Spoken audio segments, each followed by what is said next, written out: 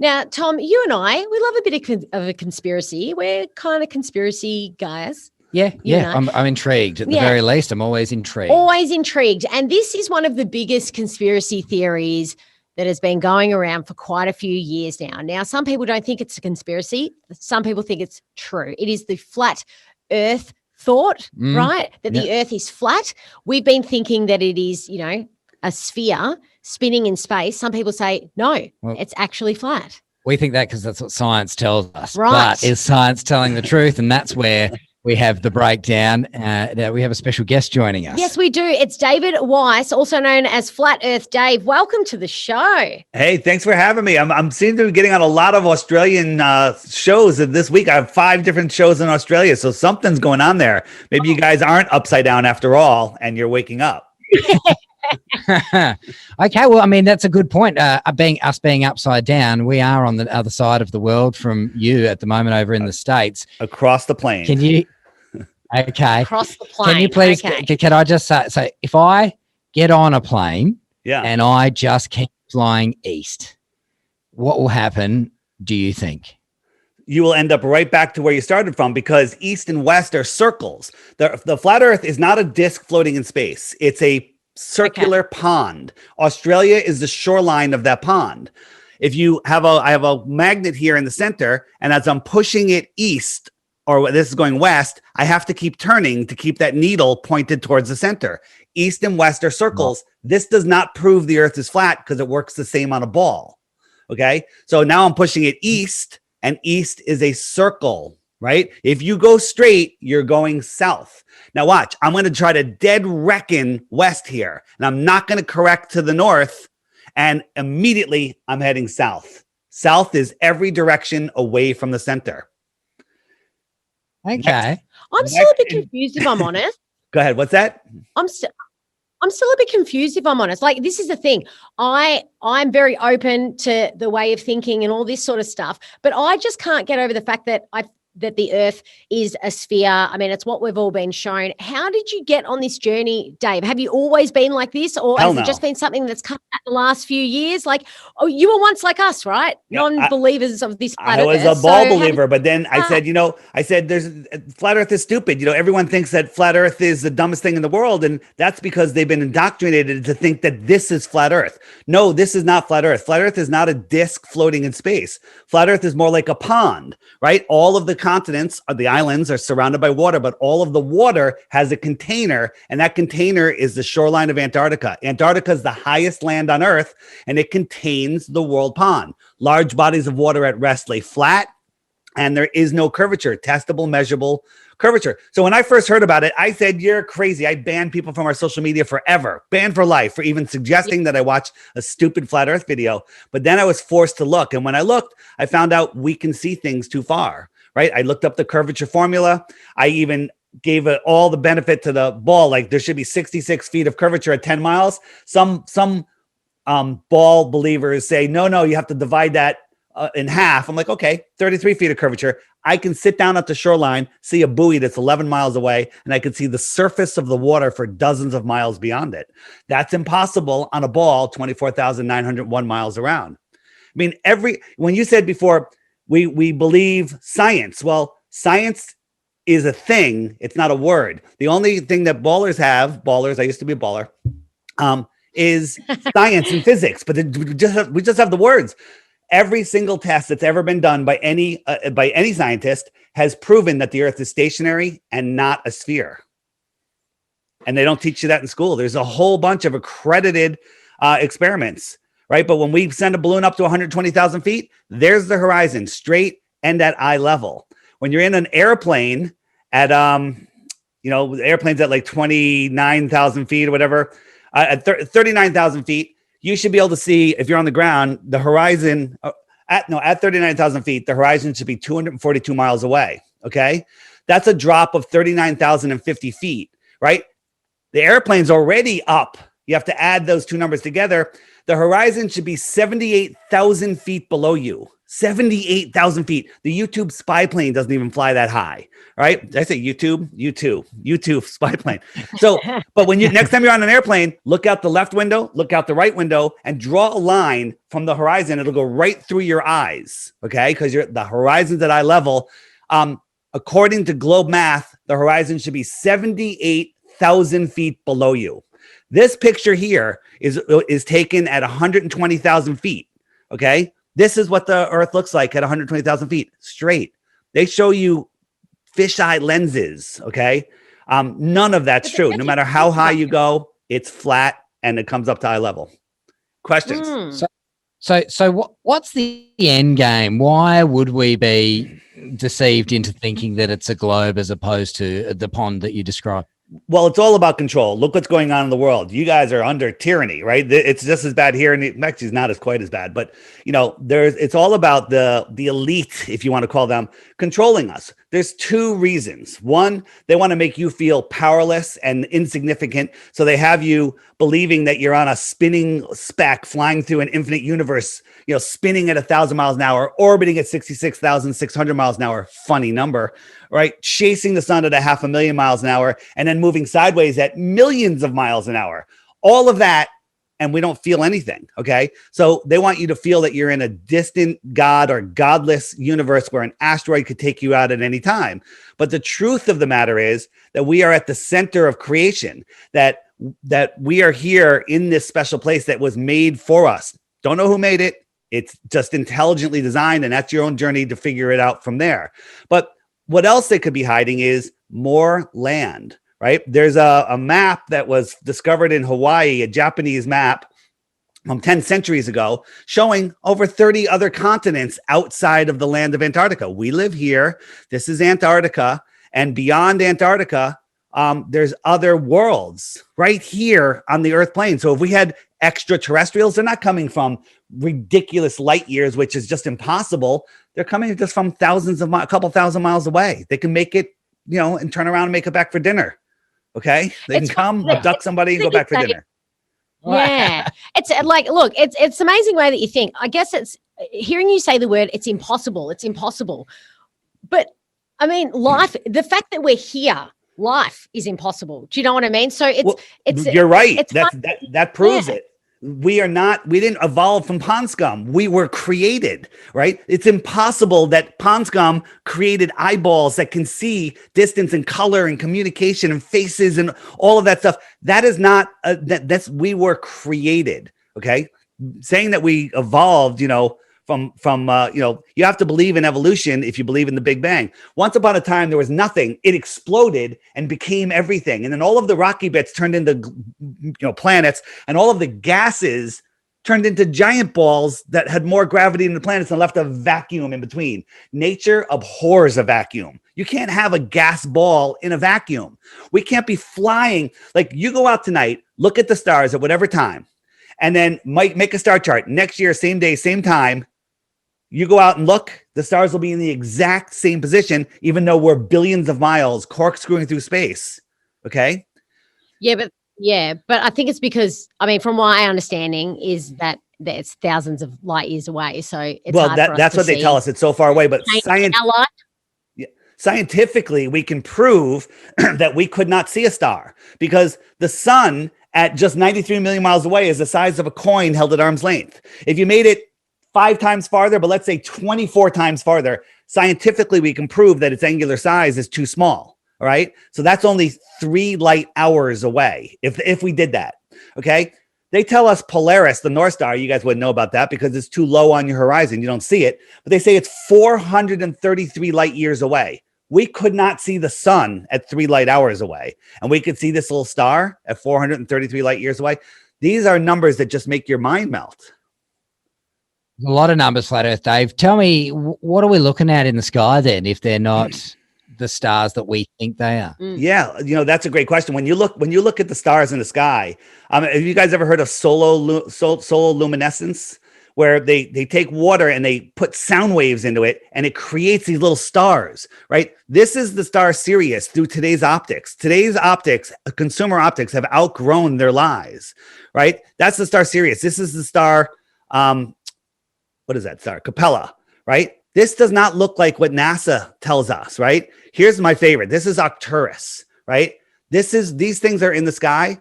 I don't know what they are. I think they're sentient. I think they're intelligence. They're, maybe that's where our souls are. Our souls are in the stars, and, all of the planets, which used to be called wandering stars, they're all named after gods. This is what Mars looks like when you zoom in on it. NASA will show you this dusty, dirty ball, tell you they have a rover on it. That's complete and total nonsense. Once you start looking at the NASA and SpaceX, it's the dumbest thing ever.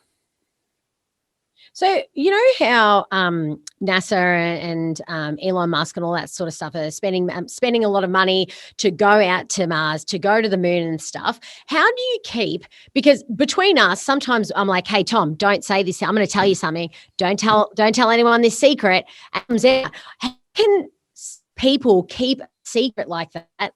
So many people that are attached to the program of, putting in a fake moon landing or putting fake images of Earth up. Like, I just don't understand how aren't more people telling the truth then. Well, because there's not nearly as many people that work at NASA or at SpaceX that you think.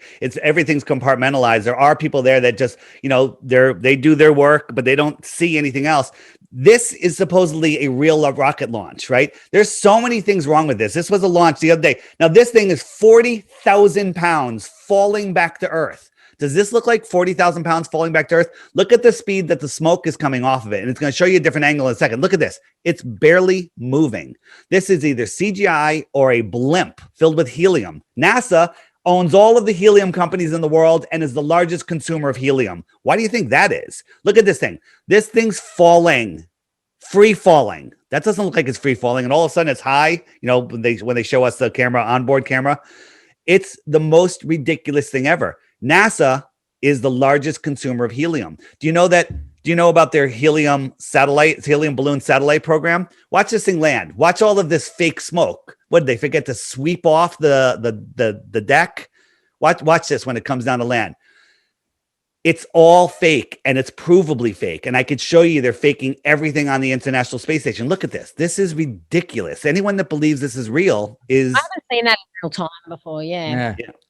Very interesting. This is how they launch balloons. Okay. Launch satellites. They're all on balloons. They launch satellites on balloons that are bigger than football stadiums. Okay.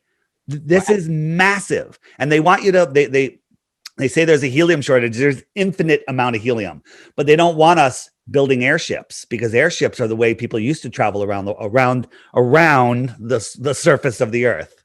Not like this. Okay. Here's something for you. Here's something. That's a lot to think about, Dave. So look at this. I can 100%. Yeah. East-west circumnavigation has been done billions of times. Billions of people have gone around the world. I could leave New York. I can travel east, go to Europe, go all the way around, come back to California, and I'm home. I can go the other way, which I showed you earlier how east and west work. 0 people have done this. 0. Because you can't. Because the Earth is flat. Do you think that you will put together a scientific study of your own where it's like, okay, let's get a plane and let's just fly that way and here's see what how happens? You do it. Like, have you tried to do that? Here's how you do it. First, let me show you, because you guys are in Australia. If I want to go from Santiago to Australia, instead of just cutting across the bottom of the ball, which would be the fastest way, FlightAware says, just go here, right? Or, go around Antarctica, because we don't want to disturb the penguins, right? So this is how they go. If I want to go to Western Australia, it's worse. The flight goes all the way up here, all the way over to Europe, and all the way down to Dubai, and then here. Okay. Why would it do that crazy trip? And the answer is because the Earth is flat. We go up across the United States, Europe, Dubai, and Western Australia. It's a straight line. So how would we prove the Earth is not a ball and flat? Very simple. And we could do it in one day and put this to bed. Okay. They tell us the Antarctica is 13,000 miles around. So we get 2 airplanes, we go here, we refuel, and we have people like you, people like me, scientists, doctors, whatever. We have everyone on these 2 planes from both camps, flat Earth camp, scientific camp, whatever, students.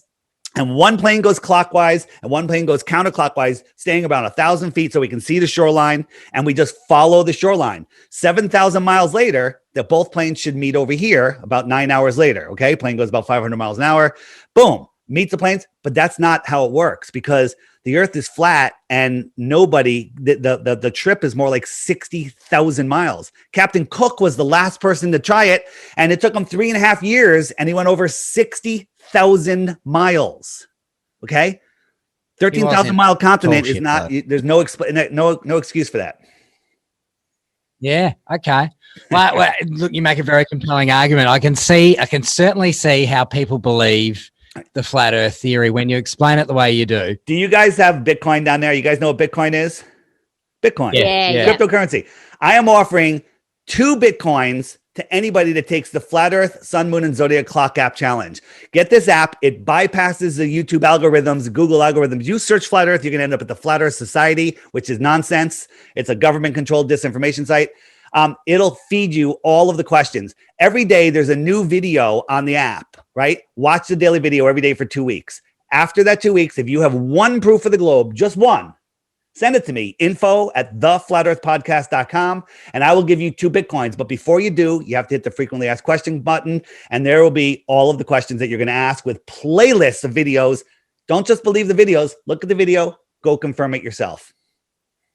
All right? Wow.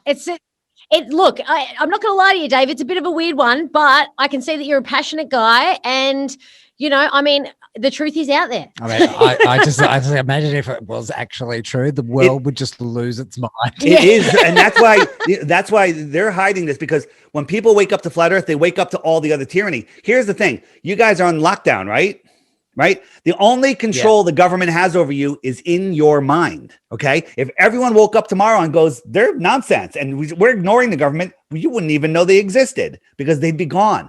Right? They control us with fear. They control us with nonsense. We're running out of water. That's not possible. There's infinite water. We're running out of food. You can stick a seed in the ground, water will fall from the sky, and food will grow. There's no food shortage. Okay. There's no nuclear bomb scares. There's no rogue countries. All of it is made up nonsense. They've divided us by countries. They divided us by regions, by sex, by political parties, by sports teams. Divide. Now you got vaxxers, anti-vaxxers. They're just dividing us because they know if we come together, they're finished. That's why they keep us, in fear, fighting. It's insane. It's insane. And once you see it, you can't unsee it. Sorry, go ahead. The government can't even get something done in a week, let alone that's why it's hard to believe on our, because it's like, yeah, we've seen the government try and do work, and sometimes it's beyond the government. It's the people that rule this world are the royal families, the United Nations, the Bilderberg Group. The I can't say that one. What is that one? What's this one say? I can't even say it. Trilateral Commission. These are all of the things that the groups that run the world. They're the ones that control all the politicians. All of the presidents of the United States, except one of them, are like cousins. Did you know that? They're all related. They all go back to one king. Okay. It's all controlled and staged. Have you guys looked into Tartaria yet? Worldwide advanced civilization. We're just getting on. Baby steps. One other thing, and I'll send you a link if you want to link it. I interviewed a woman about the World's Fairs, which was another huge rabbit hole. And she, 102 years old, this was February 2020. And this was before COVID. She had such a great memory. She was telling me about her 5th birthday party. I said, what did they teach you in school? I never mentioned flat earth to her. And she goes, they taught me the earth was flat, but then, years later they changed it, and I just, believed them. It didn't make any sense, but I believed them. 1920, 1920s, in the 20s. Then we found another woman in Croatia in the 1930s. She said all the schools were teaching flat earth. We found newspaper articles from the New York Journal, which is now the New York Times, talking about teachers being persecuted and threatened to go to jail for trying to teach the globe model in school, right? So this whole thing that we've known for 2,000 years, bonkers, nonsense. This is a takeover that happened less than 100 years ago. Crazy. Wow, man. You could spend ages on it. Yeah, I know. We could talk to you for hours, Dave. We know that we could. It has been great getting you on the show and trying to explain it, because, I mean, What do you think, Tom? I'm open-minded. It's hard to disregard everything you've ever been taught, though. So, look, I'm open to. I would never tell you you're wrong, but it is hard. It is hard, but I'm not stealing your world from you. I'm not ripping the foundation out from underneath you. I'm giving you a foundation. You're not spinning out of control on a speck in an infinite space vacuum. All of that is just impossibilities. You've been lied to your whole life, and when you're ready to face it, which is painful, you'll become a more awake, aware, better person. My life, I went through a lot, coming through this transition. Amazing. Life is so amazing every single day. So you can find me at theflatearthpodcast.com. It's also the name of my podcast, The Flat Earth Podcast. Get the app. It's on Android and Apple. It's $3 American. So what's that, like 400 in Australian or whatever it is? Yeah, and you own it forever. It's a one-time charge. There's a little pop-up that says, would you like to subscribe? Don't subscribe. Just X that out, and then you're good to go. And it's read the reviews if you're unsure. It's the highest rated app in the App Store. The Flat Earth, Sun, Moon, and Zodiac Clock app by Blue Water Bay. There's a knockoff out there already by the Flat Earth Society government people, giving it away free by the same name. It's horrible. Don't send me an email telling me my app sucks, because my app doesn't suck. Okay. All right, Flat Earth David Weiss, thank you so much for your time today. All right. Thanks so much, guys. Fresh Daily with Tom and Loggy on K-Rock 955.